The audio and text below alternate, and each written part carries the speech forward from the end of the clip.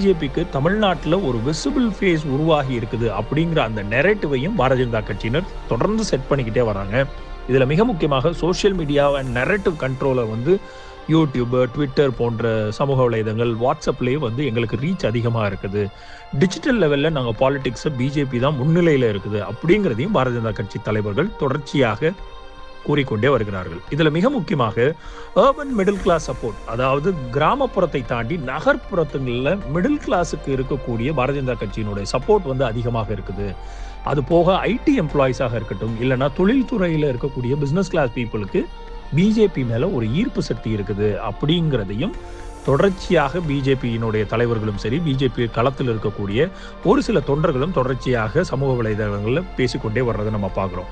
அப்போது அர்பன் பாக்கெட்ஸில் பிஜேபிக்கு ஒரு ஸ்ட்ராங்கான ப்ரெசன்ஸ் இருக்குதா இல்லையாங்கிறத பல தேர்தல்கள் நம்ம பார்த்துருக்குறோம். இந்த தேர்தல்கள்லையும் அதை பார்க்க வேண்டிய சூழ்நிலை இருக்குது.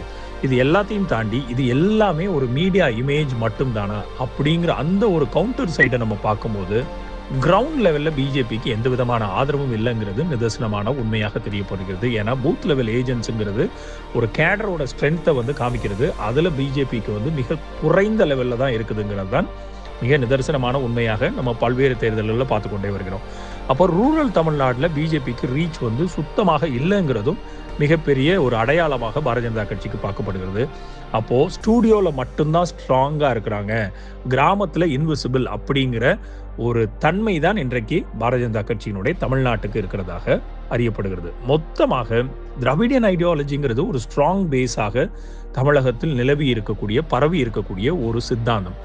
அப்போது திரு M.K. ஸ்டாலின் அவர்களுடைய 50+ வருட வாழ்க்கையை வந்து திராவிடியன் பாலிடிக்ஸை சார்ந்து இயங்கி கொண்டே இருந்திருக்கிறது. அப்போது அந்த சமூக நீதி பார்வையை வந்து ரொம்ப வேறா பாய்ச்சி நிற்கக்கூடிய தமிழகத்தில் இந்த அடித்தளம் உடைக்க பாரதிய ஜனதா கட்சிக்கு இந்த நிமிஷம் வரைக்கும் 1% கூட முடியலைங்கிற ஒரு கருத்தும் நிதர்சனமாக ஏற்றுக்கொள்ள வேண்டியது. இந்த ரீல்ஸினுடைய முழு வீடியோ த லீடர்ஸ் தமிழ் யூடியூப் சேனலில் கண்டுகளியுங்கள்.